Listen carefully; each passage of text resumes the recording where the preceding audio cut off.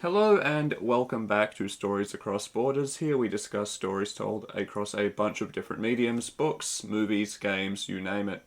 The only rule is that we can only talk about these things in terms of the writing. Anything like acting, art, animation, what have you is completely out unless it specifically relates to how the narrative is presented. My name is Daniel Radford, author, Rebel Scum, and also your host, and today I'm joined once again by John Kernan as well as by a new face, perhaps even a new hope, haha, our friend Jay, who is, among other things, also a fellow writer and nerd. Say hi. Hello. I didn't realize I was the new hope for the Rebel Alliance, but I'll do my best. I believe in you. You got good vibes. That's all it really takes in Star Wars, really good vibes. I Yeah, wish and that could be construed as a joke, but no, that's pretty accurate actually. In case those very overt references weren't clear enough, by the time you are all hearing this, May will be upon us, and that means it is Star Wars month. Before we dive into Let's go. things, before we dive into things too deeply, just a couple of housekeeping things. Firstly, this cycle will be a bit longer than the previous ones. It will have 5 episodes instead of 4 because there is a lot of Star Wars stuff. Just a we lot. have a lot to say. A lot. I've spent too much of my life engaged with this franchise, or perhaps not enough. Uh, Probably There's both. never enough. Both, yeah, both checks out. Secondly, I obviously can't publish any Star Wars content myself, so there won't be any reading of anything I've written this cycle. There won't be a general discussion either. It's just every episode will be a discussion of stories within a certain rough time period of the Star Wars continuity. Originally, I was going to do this just in chronological order and start with Knights of the Old Republic, but haven't gone through them yet. And thinking about that got me thinking about Which is other things. criminal. I promise I'm going to do it. I have to. It's in the schedule. Yeah, you're gonna have to start speed running those games. That was one of the things I was the most excited for about this trial. He was like, "Yeah, I know they're a big deal, but I don't like playing the games." And I was like, "Well, I can't go through a Star Wars cycle without having a lot of shit to say about Knights of the Old Republic. So you best get learning." Uh, You better get learned. I'll Yeah. I'll I'll watch some playthroughs of them. It'll be fine. Bro, I'll play it. You can watch me play it. I love Yeah, those games. I'll play them again. I'm down. Um, Damn. Yeah. Well, we'll see if time allows. Unfortunately, but yeah. Uh, Luckily, they're not long games. that is lucky, given the time frame.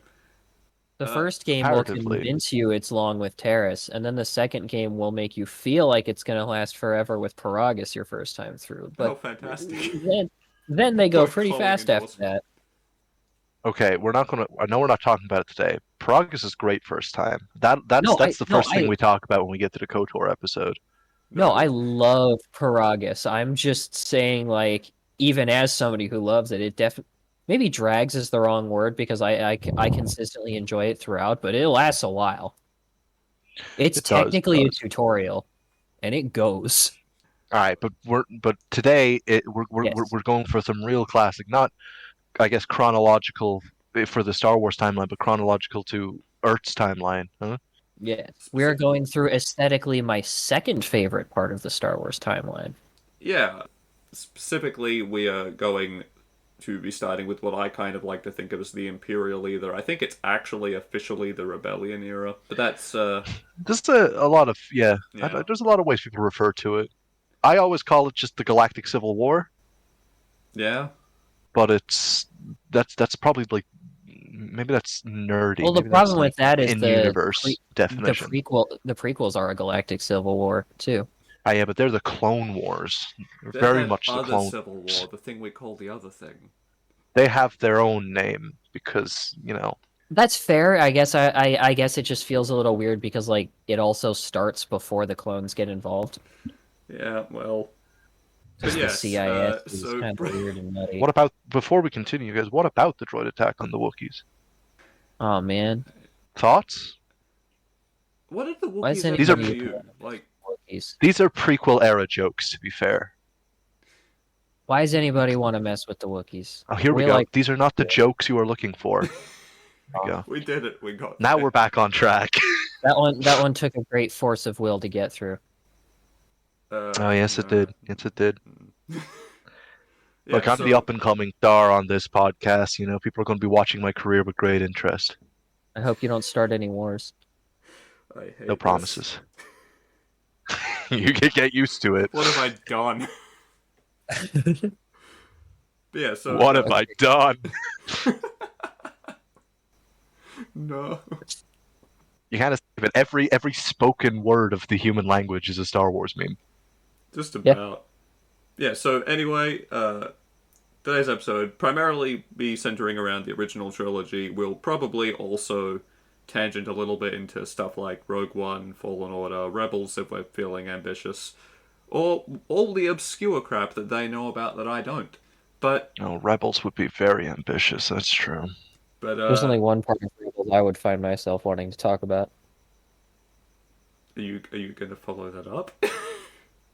We, Oh, I we mean, we will if you keep listening to the episode, dear viewers. You'll get to hear about that particular anecdote. Got them. Now that they will be enthralled. They're hooked. they Perfect. can't go anywhere now. They're trapped. We should probably start with A New Hope, right?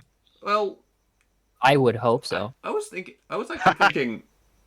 Even beyond just A New Hope specifically, I kind of wanted to just start with why is Star Wars so damn popular to begin with? Because it's Well, that's a good like, question. what was it about this like weird and wonderful world and story, that's starting with A New Hope before we had all the like context of some stuff and everything, like that just enraptured people so much in the 70s and has continued to capture the hearts and imaginations of generations upon generations of fans ever since.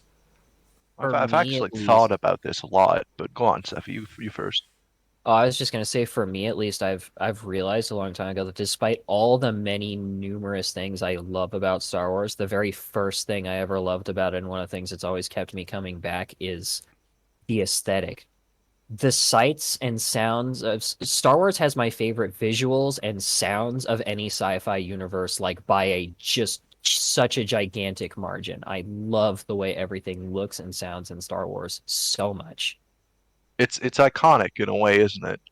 Like you hear a generic laser beam sound effect. It could be from anything, but if you hear a blaster, you know it's a blaster. You hear a Yeah. lightsaber, you know it's a lightsaber. Yeah, you hear Darth Vader's breathing, his voice modulator, the goofy ass sound of a stormtrooper asking a stupid question. Like everything about it, like the ships too. The noises the ship makes, the ships make, the sounds of like hyperspace. Star Wars is There are other things where I've gotten like really into them and kind of granular with paying attention to things, but Star Wars is the only thing I could ever watch where you could have a ship fire its cannons and make a specific sound, and I suddenly have like a Jimmy Neutron brain blast and go, wait, I haven't heard that sound effect since this ship and this thing I watched 6 years ago. Yeah, Whoa. I think you've definitely hit the nail on the head when you talk about like the aesthetics and things like that, because it's just so different to everything that came before it in a lot of ways, which is funny because Yeah, it's also super derivative of a lot of things as well. But See, and this the is biggest this is reason I this is the find the this is the aesthetic, question of it, isn't it? yeah, The the biggest reason I find the aesthetic must be such a big deal. Just to finish my point before I, sorry, because I don't want to end No, up go interrupting ahead, go ahead. more, is because otherwise, a lot of things about the story of like the original trilogy, especially just New Hope on its own, are just very normal and in some ways actually kind of rote. So I feel like the aesthetic for me seems like the big thing that makes it stand out and be unique so that it could really like go. What what really, and it kind of ties into everything that's said. What really grabbed me about Star Wars and why I think it really grabbed the attention of the public when it first released is that Star Wars is very, for the time, it was very different. It was unique. It had this aesthetic. It had this identity that nothing else before it had that was able to grip people who were watching it, but by the same margin. And I think this is kind of, in my opinion, it's part of the genius of A New Hope is that it has all of this new, futuristic, shiny stuff for the era, but at its core, it's a very familiar story. narratively speaking, Star Wars is just the hero's journey, but it's set against this fantastic backdrop, and it's told very well in a way that's very relatable for not just people at the time, for people watching it now. I feel like the tale of a young man who grows up in obscurity, discovering this grand destiny, his connection to this bigger place in the world, going and being whisked away, losing everything he had, and exploring his potential in this new space with this new power, with a mentor, a cocky friend, a princess to save. It's all these classic tropes that have always made for a gripping story, but put in the context of this extremely well thought out, beautifully made universe, this galaxy far, far away. And it's the combination of those two things, I think, that makes it so gripping. I would have to Again, agree. yeah, I think again you're bang on because it was constructed very intentionally to be like the return almost Oh yeah, he's of the hero's explicitly said it's journey. the Yeah, monomyth. he like I can't remember the specifics, but I remember like seeing an interview or reading an article or something where it was sort of talking about this, and it was like a lot of the stories that were coming out, like a lot of the movies especially that were coming out around the sort of 70s, they tended to be pretty very serious and grim. So he wanted to like bring back that traditional, hero's journey story, but he did so with those sensibilities that he had developed in that time. So we got the hero's journey as we know it, but we also got it set in this weird, honestly, really grim world. This like sci-fi dystopia that took inspiration from like the Vietnam War and stuff.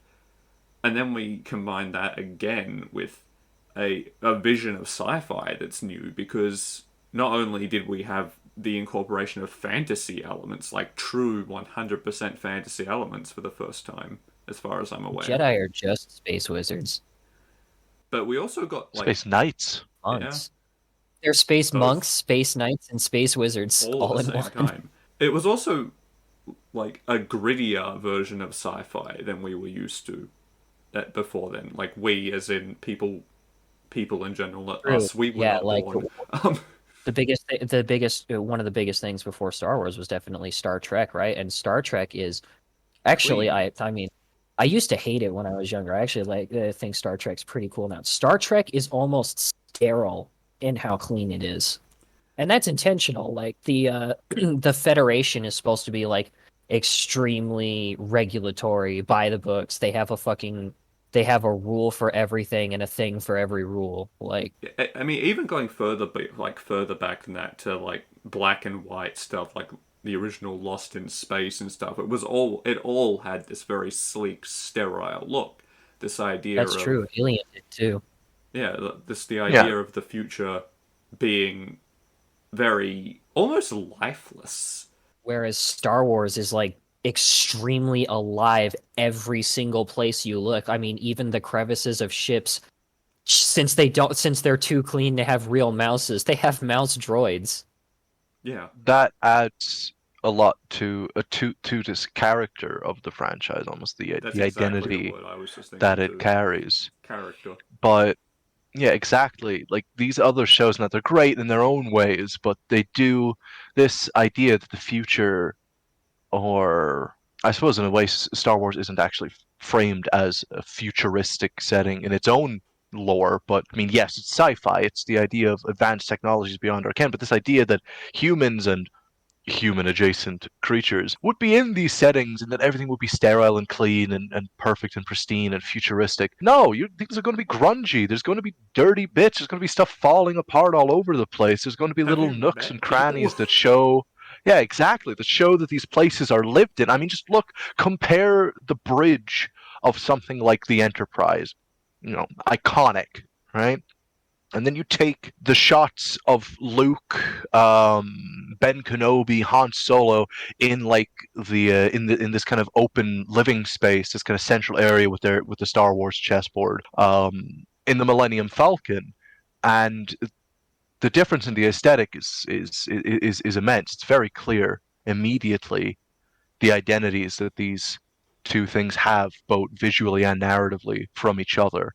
I don't necessarily think one is better than the other. I certainly prefer Star Wars, but They I think excel at that's different things. it adds to exactly, it adds to the identity of what Star Wars is. And I think when Star Wars first came out, it was like the first one to really do that. It was the first to try to establish itself as this completely different take on so many things, married with these old fantasy concepts and this hero's journey that weren't present in sci-fi up until then. And it became sort of this sci-fi fantasy hybrid genre, and it was that character, that uniqueness, that identity of all the things we've talked about so far combined that I think made Star Wars as successful as it was. Yeah. It For was sure. interesting, engaging, and different enough to catch the attention of audiences of all ages. Yeah, and unlike a lot of other long storied series I can think of that are really cool, Star Wars had all that stuff we just listed like as a foundational part of it. And that's like the big thing, right? Because George Lucas had no clue he was going to get more than one movie. And his one movie managed to show all that stuff off. It had just enough going for it to get people like looking at it and in the door. And the second people looked at it, they couldn't get their eyes off of it. And it Yeah. just went from there. I mean, within like the first 30 minutes, if that, of Star Wars, like of the first movie, we not only get this sense of this lived-in world, this this very enrapturing, alive world, but we also get this because of that and because of the something else I'll get into in a second. But we have this sense of that there's so much going on, and we want to know more about it. Especially Mm-hmm. because our intro to the world is Darth Vader. Oh, he's just the coup de grace for Star Wars, isn't it? It's the finishing blow. It's the thing that like, uh, Luke is a fantastic main character. All of the characters in those movies are great and they're unique in their own ways. But I think even more so than Luke Skywalker, Darth Vader has become the image for Star Wars as a series. And I think in the minds of a lot of people, he's become the image of villainy in oh these yeah, Oh, yeah. types of movies overall. He fits Um, so well with all that stuff we already said. And if there's one thing I think Darth Vader has more than almost any villain ever, but definitely than any big sci-fi villain, it's presence. When that man enters the room, you feel it everything becomes about him and what he's gonna do next, and if you live through it. exactly. Like we so quickly brought into the world because we open on him on his invasion of Leia's ship. So exactly, we yeah. so quickly get introduced to okay, there's also the text crawl, which was a great ingenious way to sort of set the scene ahead of time. It's basically like True. if movies had a prologue. Yeah. We But thought that. Intro crawl, yeah. which in itself has become a synonymous image of the series. And we go from that okay to oh shit's going down already. Because we get stormtroopers come in and we get blasters going off. And then out of the smoke with the most epic entrance ever until he beat it like decades later. Again, the same character in Rock One. He's phenomenal in that everything about his first appearance is crafted so well. He enters into the scene. He's posed as bigger. He's bigger than the stormtroopers. He's bigger than the soldiers. He's imposing. He dominates the room. The Tantive 4, the ship this takes place on, is the sign of the rebellion. It's white. It's bright. It's brilliant. And it's almost evoking that Star Trek like imagery we said before, things being this pristine future setting, and then he comes in black head to toe dressed in this armor. He contrasts everything, and you immediately know that he's dangerous, he's intimidating, he's important. He becomes this contextual tool for the story to explain the world to us. We understand that he's this oppressive force, he's this dangerous entity that represents the power of this empire that is controlling the galaxy. He introduces us to the force in that he uses it, and he immediately uses it for, I mean, some messed up stuff, starts killing these rebel troopers left, right, and center. Uses the Force with his iconic Force choke ability to grab one and lift him from the ground.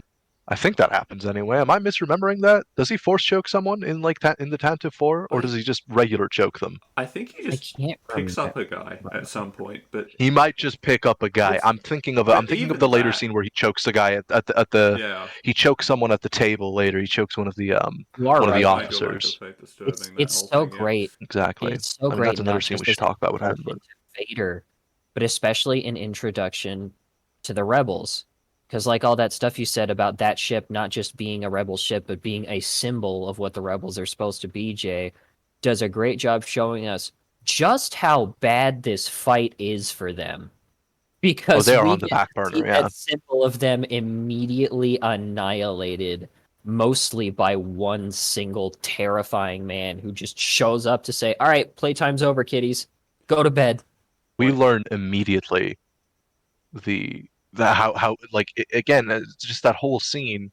It tells us everything we need to know by showing us this conflict, and we're caught up, we're invested, we're immediately in the world, and we know who the bad guy is, we know who the good guys are, we know what's going on. and we're immediately put into the mindset of how the hell do you beat that? And that's incredibly important because I think without that scene at the beginning, without showing us that, without Vader especially, who represents this overwhelming power, we actually wouldn't be that invested in the idea of fighting the Empire. Can you imagine how much less we would care if we started with Luke on the moisture farm?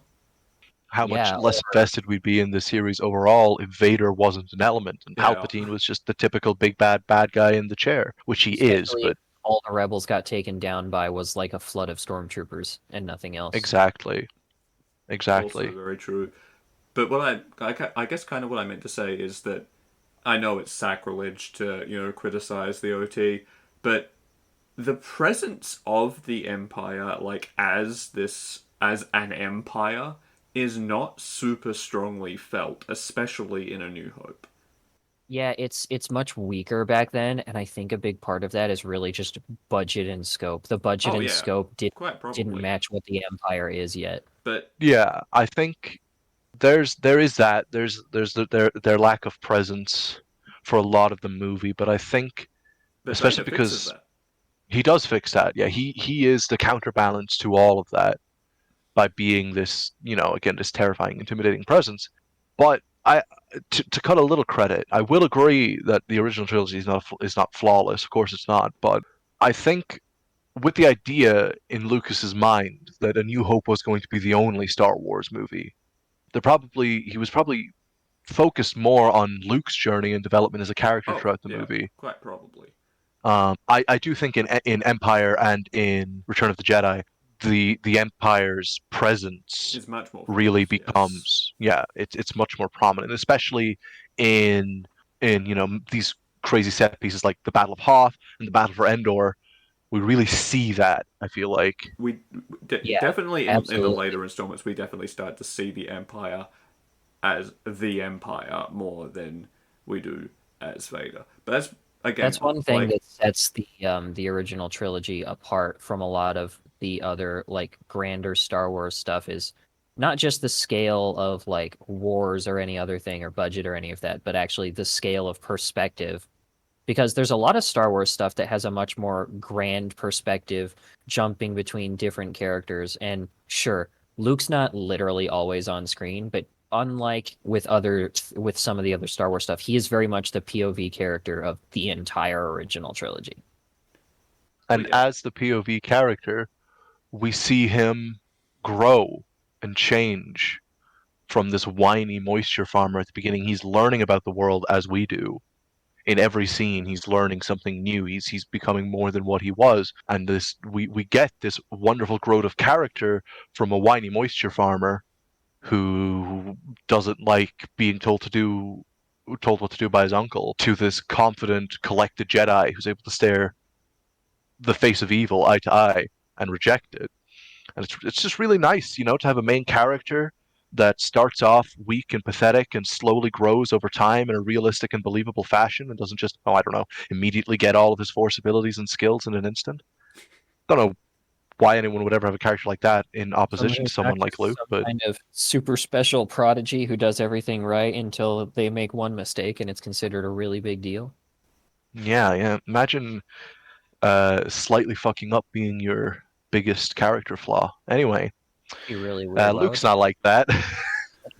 No, I mean, he is the perfect character for the story that was being told.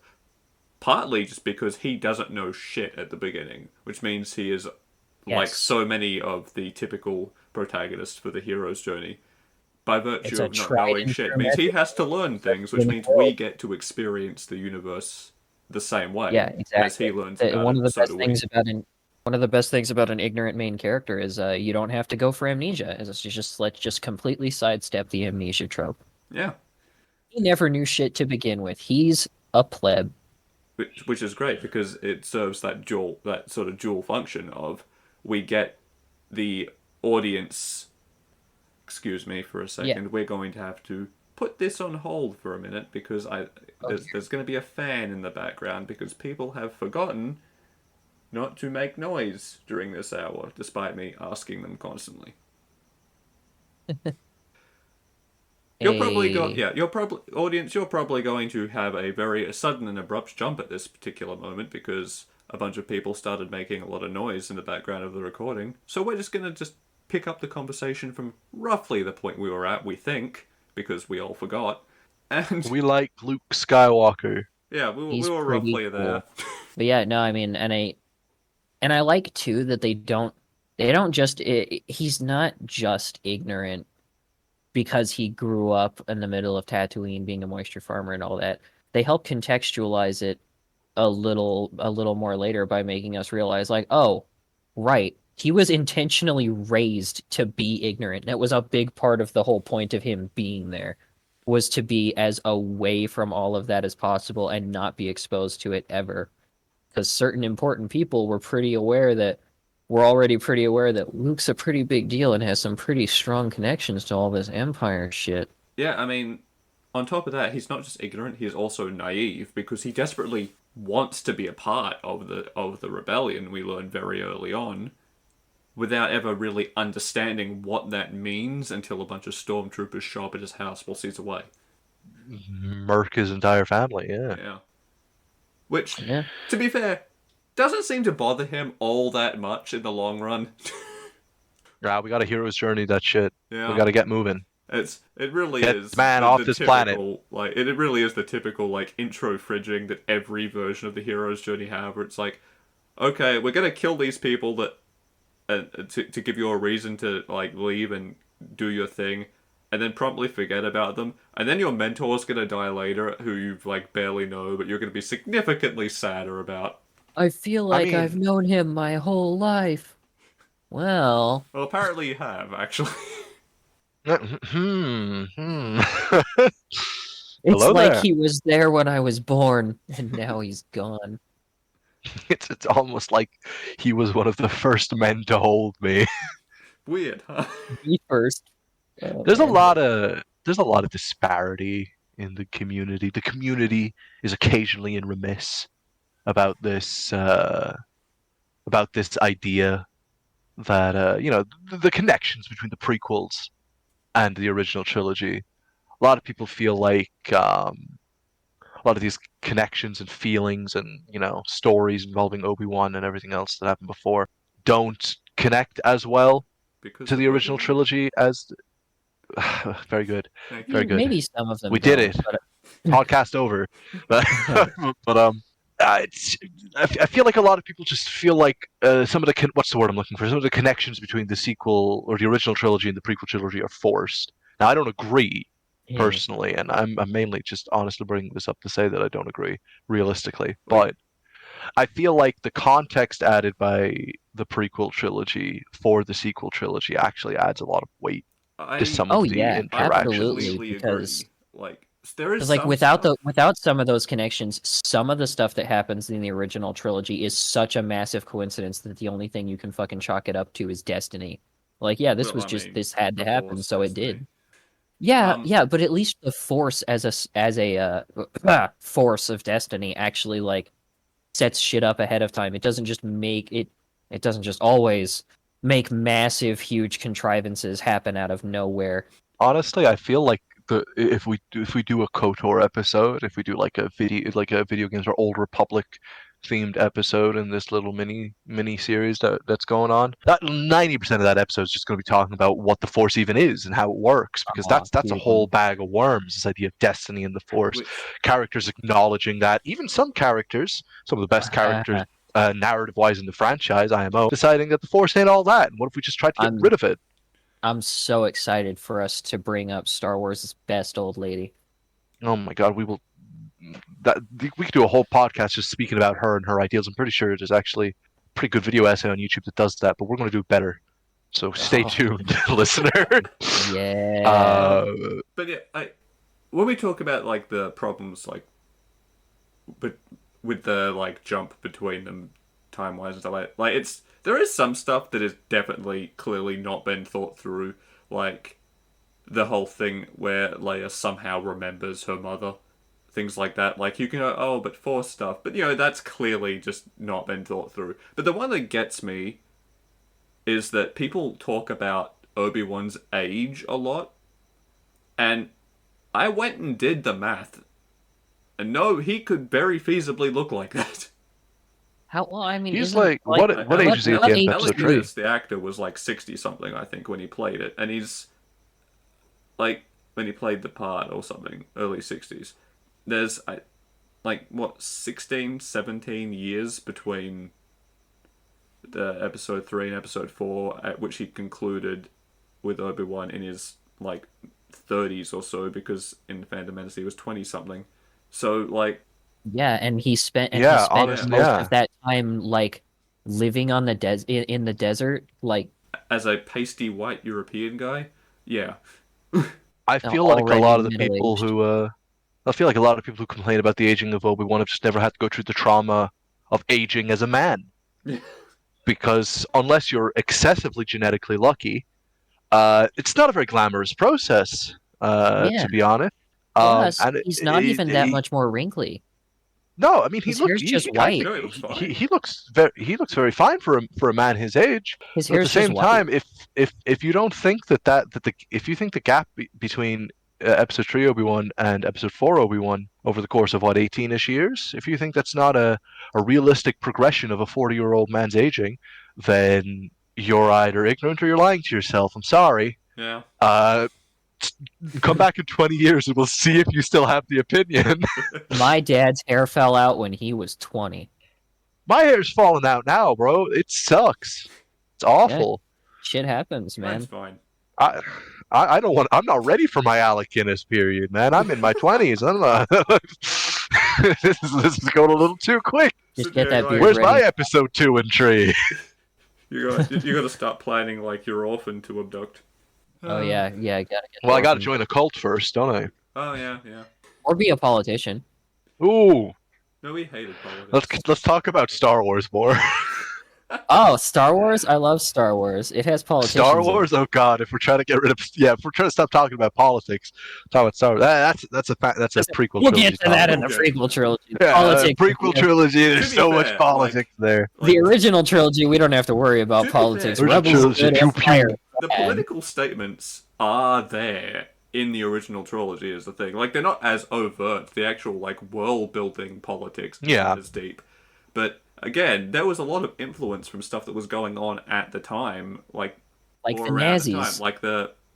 Well, yeah, there's the obvious parallels to the Nazis with the Empire, but there's also a lot of stuff that is taken from the Vietnam War, Yeah, where for the sure. I mean, rebels are like, the rebels are literally guerrilla fighters. yeah, they're basically the Viet Cong. Was it Cong or the other one? Bro, Viet Cong. real world history. What's that? I studied What type of this. I just- stormtrooper is a Viet Cong? But yeah, so like the politics is in there, the like parallels, and I think that's one of the things that made it so enrapturing. Part of that is that it whilst it is this big fantastical world, a lot of the themes and stuff it explored were very Yeah. contextualized to our world both at the time and in the future. It rhymes. It's like poetry. It's getting too real, gamers. I just wanted to talk about the glow stick knights. I like Um, the glow stick knights. They make the vroom. but yeah, Luke, very satisfying character arc over the course of that trilogy, Hmm. where not only does he learn about the world with us, but he grows quite a lot as a person, both in the sense of he losing that naivety, but also very importantly in retaining that idealism and the hope, which is so integral to just the thematics of the entire universe of Star Wars. Yeah, that It's that is what one of the wins best the things day about in how the the end, isn't story it? starts is the new hope is Luke. Yeah, fantastic character, absolutely very well thought out, and honestly, most of the significant characters in the original trilogy are great. Like, there's a reason we all love Leia and Han Solo as well.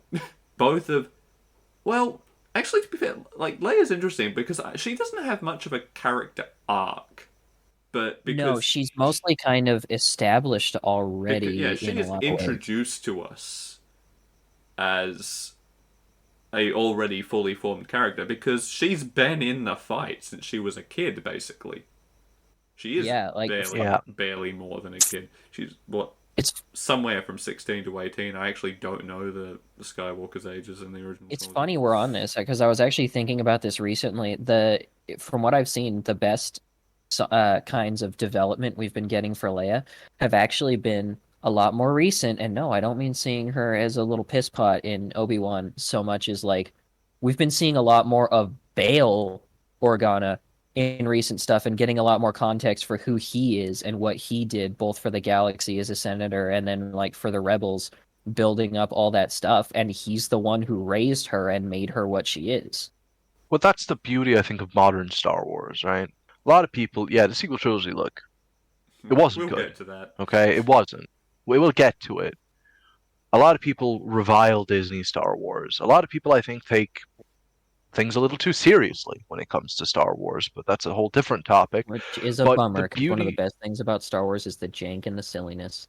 yeah, sometimes you just have to embrace the fun of it, right? And I think that's another thing we didn't really we talked about how original the concept was, how it pulled on classic fantasy tropes, how it had a more serious take on sci-fi than what other sci-fi shows at the time had by comparison. But by the same margin, Star Wars has always had some silliness. It's had a little bit of suspension of disbelief. It's had some stuff that you just kind of have to accept, and if you accept, you have fun with it. It's got ridiculous characters like C-3PO and R2-D2. They're the comic relief in A New Hope, and they continue to fill a similar role throughout the original trilogy, and they continue to fill a similar role as the series goes on. And there's many other elements of a similar nature that are introduced alongside them that keep things light and add a bit of levity to the more serious and intensive plot points. Yeah, Yeah, And the way it I blends feel like, tones is also it's influenced so much that's come after, at the time the way it did that was such a unique thing. At least especially in movies. I don't know about books as much, but we see that's the thing. The weird beauty of it is that it still has a kind of unique feeling to it.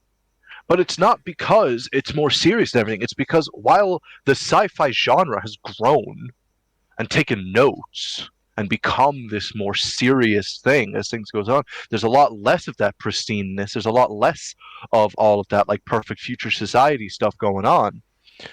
There's a lot more shows are much grittier. They're much more intense. They're a lot darker than they used to be. But Star Wars, and I mean, of course, Star Wars has evolved and changed, but this idea of fantasy tropes blended with a sci fi setting with serious tones and topics mixed with a good amount of levity and adventurism in the spirit of it has retained. It's stayed. yeah. The show has the series, the franchise has evolved, but the the core of it, identity yeah. has stayed, Star Wars is and silly. it remains unique, not because not because of the same reasons it was unique before. It's still unique. It's just unique in a different way compared to modern sci-fi, and it lends a timelessness to it. True. It's Absolutely. definitely its own thing. But yeah, like the way it blended those, like it blends all those tones, is masterful. And on paper, like I love it when I love it when stories are like this, where when you look at them on paper, you're like, this shouldn't work, and then they just do anyway. I often say as a joke, this. I obviously don't fully commit to the idea of this joke, but just as a joke to give an idea of my feelings towards the series, I think it's funny and I think it's prudent.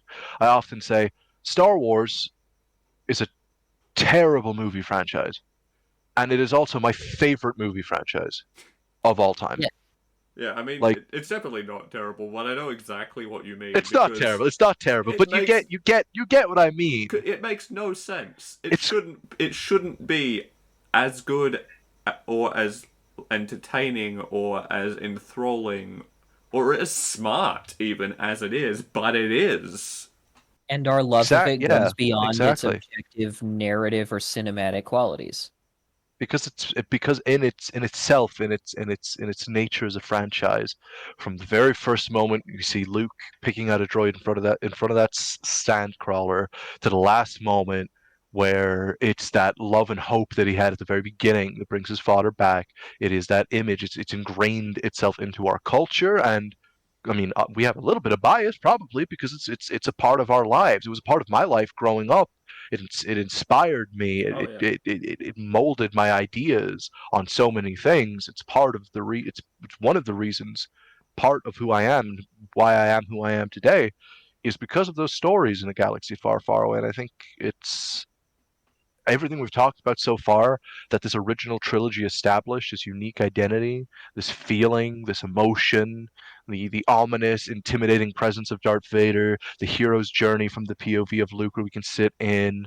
Um, it all contributes to that. It's all a part of what makes Star Wars memorable. There's still so many other things we could still talk about Yeah. in terms of Well, aspects of those movies. which I mean, one that we sort of started before we tangent into other things, as we are prone to doing on this show, is we started Oh, talking 100%, about yeah. characters because I think the fact that the characters are so engaging from beginning to end and they have such satisfying character arcs. Leia accepted, but not because she's a bad character. She's an incredibly strong, well written character. She's just a complete She's character. the She's backbone. just a complete character. She is the backbone exactly of that group of characters, going basically from the midpoint of episode 4 when she's sort of like even before then because she's introduced first, but like when she's properly introduced to the group onwards, she is the center of that group. She's the core of it because she's the brains for one thing. Because I feel like a lot of a a lot lot of of you these these talking dumbass about? Luke, rocks. Let's be real. Luke, Um, Luke and Han are so smart all the time. Do you remember how seamlessly they blended in with those stormtroopers? so, who could who forget could forget? such intelligent plays as the whole boring conversation anyway Yeah, scene. Yeah. how are God, you? I love one of my favorite lines. God, see that's calls back to to the levity, Yeah, even in to the the most goofiness of it. serious That's so moments, funny. Yeah, it can like, inject, and then an instant later you can be back to going, oh shit, oh shit, oh shit. and the humor is well written. Like that's still funny. Yeah, Like Yeah, that's a funny scene. Like I'm thinking about that and I'm smirking. You yeah. know, I don't. Well, I don't want to it's talk about the state of modern media too much, but a lot of that stuff doesn't hit as well it's such a anymore. perfect way to pull off both the tenseness of the situation and also like the idea of being completely off the cuff, going by the seat of your pants. Like, okay, we need a plan. We need to do something. Okay, doing a thing. All right, what do we do next? I don't know. I didn't think this far yet. Well, yeah, because that's the thing. Like, it's not only is it funny and injecting levity into what would otherwise be a really dark story, but Yeah, it does also help sell the idea that these guys don't have a clue what they're doing. They are just winging it and doing the best they can, and that helps sell the idea of them as underdogs more as well, which makes us root for them even harder because it makes them yeah. likable as characters and makes the tone more palatable to a wider audience, as well as serving the role of making us go, "Oh wow, they are so outmatched." Yeah. Hmm which is great. And which is just another way that the characters are done so well. And then when you do break down like individual character arcs, because like we've gone through Luke's, but Han's got a really good character arc as well, and so does Darth Vader. Yeah, I think Which who would have uh thought? When you like imagine like going into episode 4, like A New Hope at the very beginning, no one would have gone. That Vader guy is going to have an interesting character arc. I bet he's got a Vader's lot is of room to more grow as a subtle. person. Yeah, honestly, Vader's is a lot more subtle. Oh, Um, sure, but it's definitely they're like they have to it's hint at it definitely a there. little bit Obviously, because if they don't, the ending would feel weird. it is like interesting, like watching him and his opinion and his attitude towards Luke change so drastically when he learns that Luke is his son.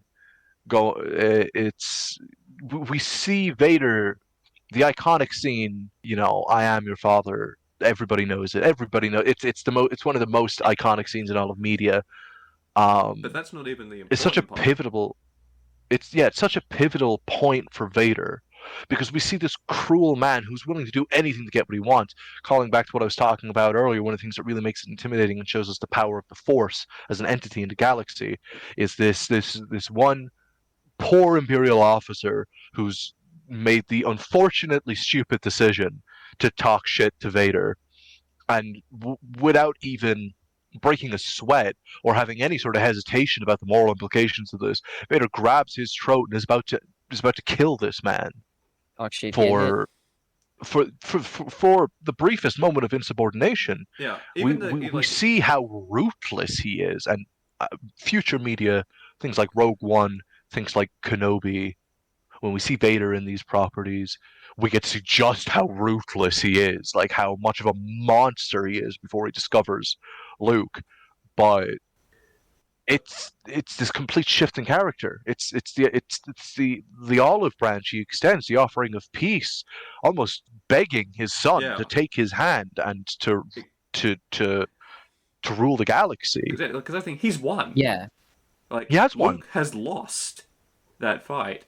Vader doesn't need to do any of this, but he still extends the chance of going with yeah, him and like joining him because that's another way in his which Luke is a family new is hope. important to him. It's Yeah, which like that gets contextualized a lot further in the prequels, but like even at that moment, you're Yeah. like he wants his son with him, and it's one of the things I love about the way they pull that off, and like I said, and another thing that contextualizes Luke as the new hope is like Luke rekindles the hope that Vader lost a long, long time ago. Because, we could never forget that, Hmm. like, despite how ruthless and vile and horrible he becomes, a big part of why he loses himself to the dark side and continues to fall further into it is more than all those other negative emotions like hate and rage is the sense of hopelessness, the feeling that he's lost everything he wanted to hold on to. So fuck it. Why bother with any of that good shit anymore? Burn it all down. Why not? And then there's his son right in front of him after all Completely these changes his years. worldview again. Yeah. yeah, exactly like that scene. People hang on to it because of this twist because no one saw that coming. Certainly not back then. I No, mean, everyone knows not at now, the time. Everybody knows now, yeah. But back at the time, no one had but a back then, no one clue. had a clue. You know, when that happened, like in the cinema, people were losing their shit.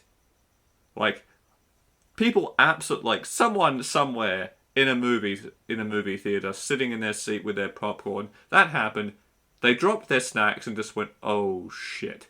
Yeah, But Absolutely. it is for sure. but it is what came like after the olive branch that the offer to come with him that is so important to that because it is that moment that laid the seeds for the ultimate victory of the rebels because it is that moment that allows him to do his sort of heel face turn and go actually screw the emperor at the end. And also allows Luke to like stand up to him to begin with because let's be real. I've always been of the opinion that even in that moment where we see Luke lose himself to anger and start battering down Vader, he's still not actually stronger than him and capable of No, beating him in he a full-on surprised fight, him. even in that moment.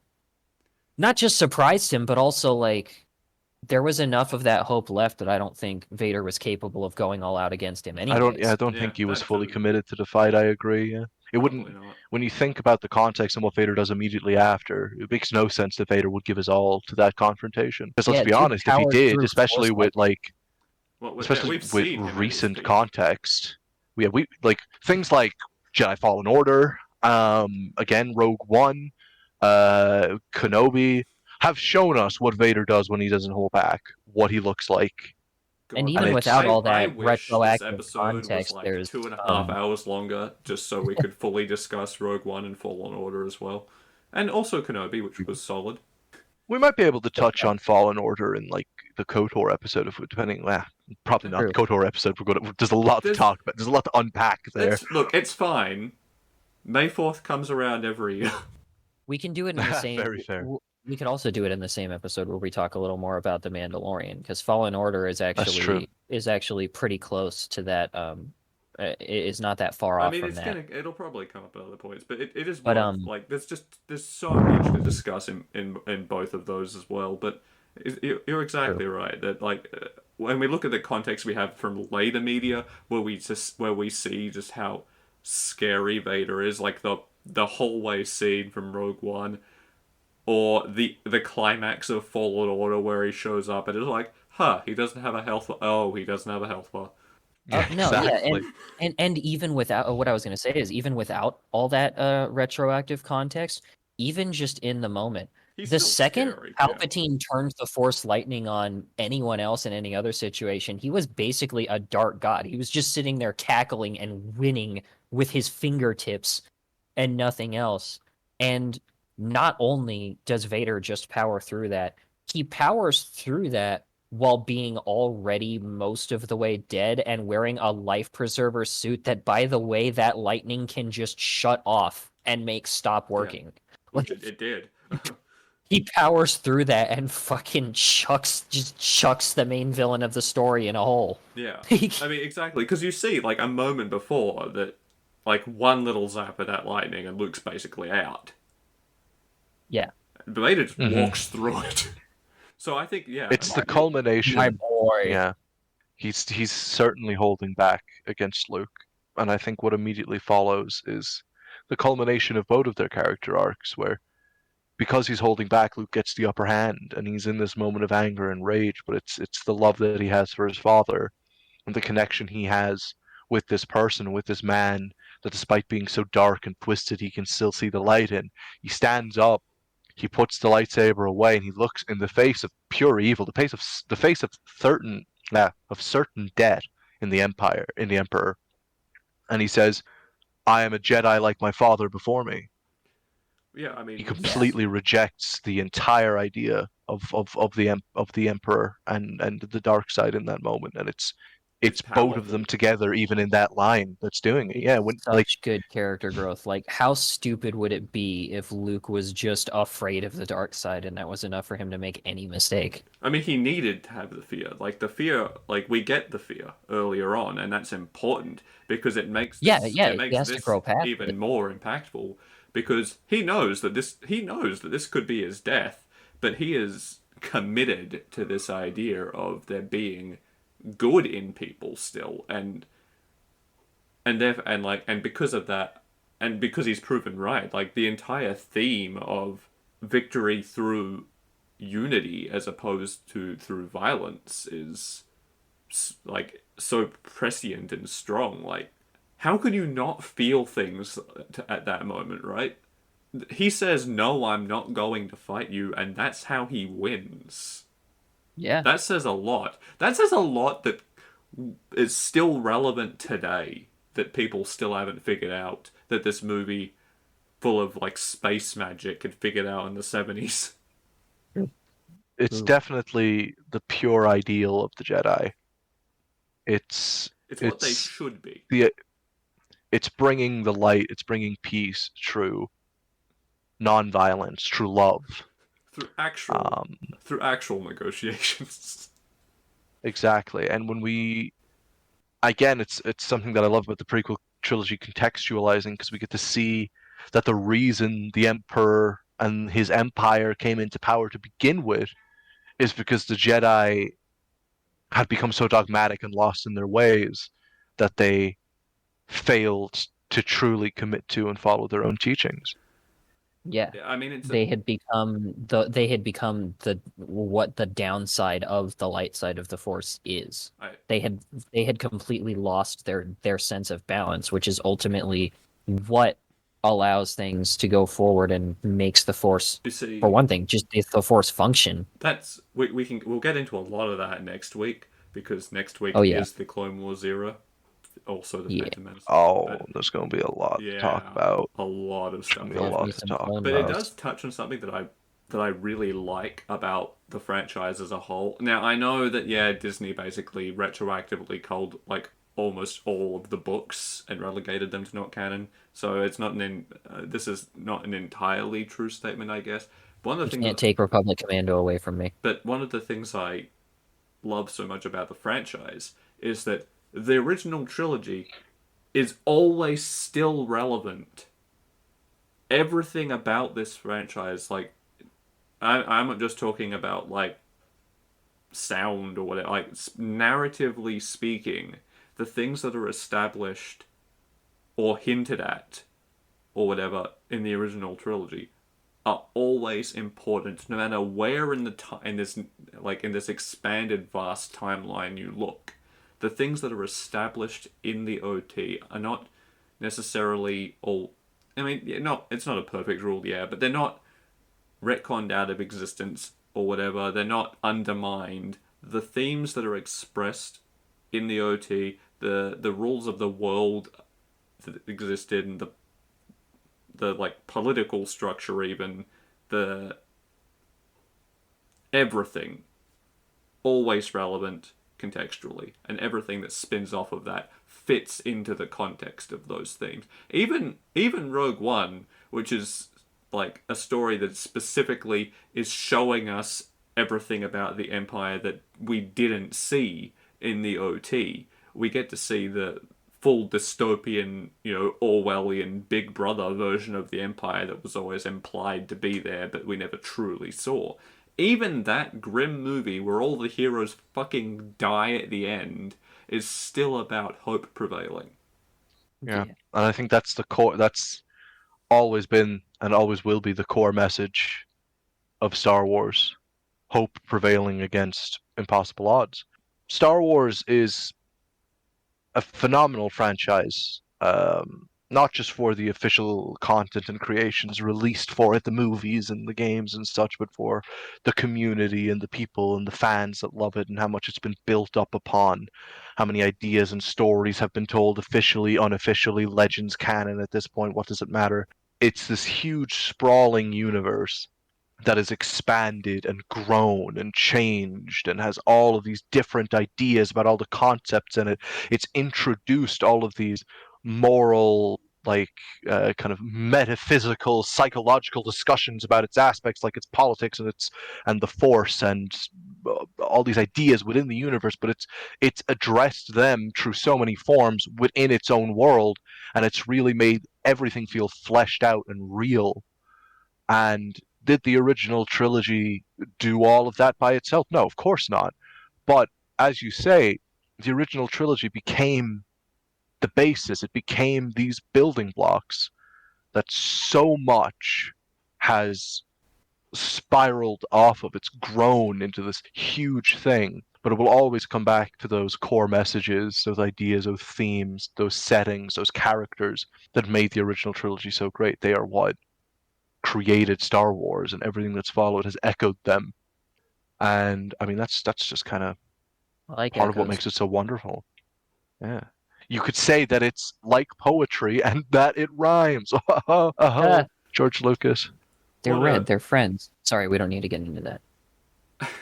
I mean, it's such a good thing that he is such a goof because I feel like that no one else, at least at the time, could have made this. the way he made it. Like, I agree. I think it is 100% worth mentioning. Like, is he the most skilled writer ever? No, fuck no. No, God, no. But the lens that he looks at storytelling through is inspired, and he manages to combine seamlessly the elements of like almost this childlike wonder that you get from like the stories you loved when you were 6, but also Hmm. the grimmer, fleshed out, deep stories that you come to love when you're older, and he mashes them together and it works.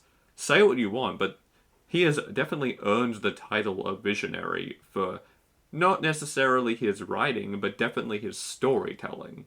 Sure. He is an excessively talented man who created the basis for something that inspired and drew on the talents of so many other people. Even in the original movie, his script was it was exactly what was needed for it to be a success at the time, but it was carried by the amazing set design, the special effects for the time, and let's not, of course, mince credit where credit is due. Harrison Ford, Carrie Fisher, Mark Hamill, Oh yeah, Oh yeah. unbelievably talented, and in the case of Hamill, at least, so incredibly invested in his character and the franchise to this day. It always says a lot about an actor when they're unafraid and very willing to criticize the very same things that give them work if they fall short because they care that much about the thing. yeah. I mean, I don't necessarily 100% agree with all the ideas he expressed, but the fact that he was willing to express them certainly does deserve some praise. But honestly, it's exactly like you said. Like this, it all started with Lucas, but so many talented and creative people have built on it, all while staying true to those core tenements that he originally set out. Nothing else has done that. Bless Dave Filoni.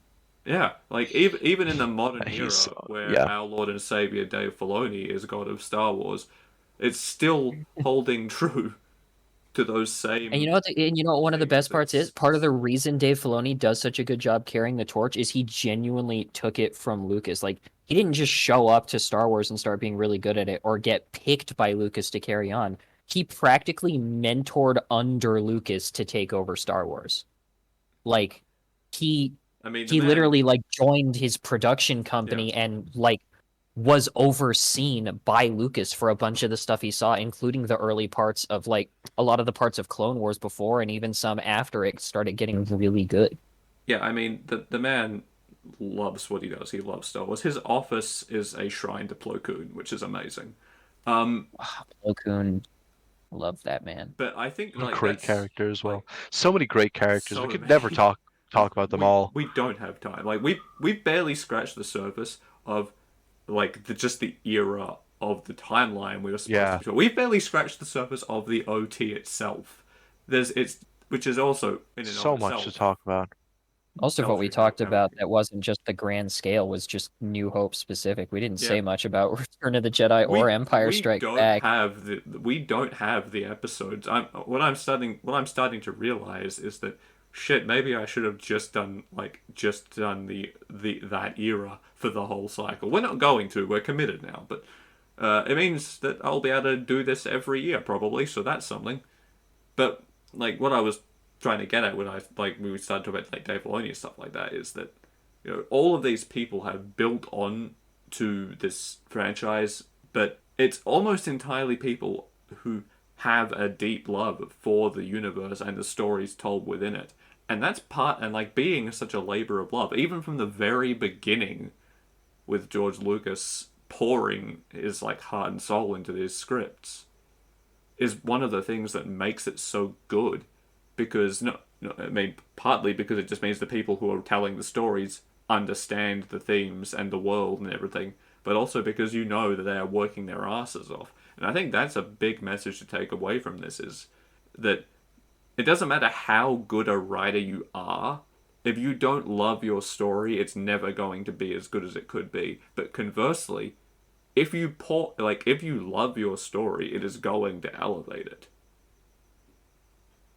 For sure. Yeah, I think very few franchises in like really anything are created with as much love and investment from the creators as most Star Wars things. Maybe not all of them, but I mean definitely all of the good ones and even some of the bad ones.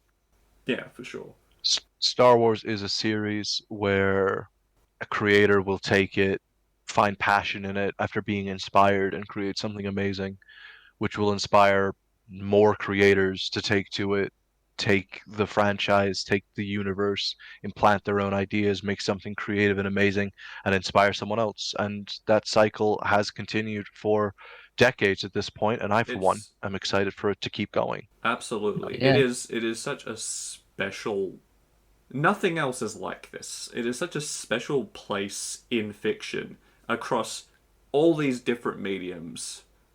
Nothing else Yeah, does 100%. this, or at least nothing does this as well as this does it, or for how long it has been doing it. Like, you can look at like the MCU, which is an incredible undertaking, and it does do some of these things where it's like all these different creators building onto something, or even just Marvel or DC Comics or whatever as something similar. But even that, I feel like pales in comparison because this just it's such a vast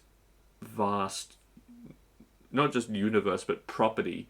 It extends over so many different things, and yet it is always built by people who have such a love for it. It is insane. Like it'll be Well, look at us.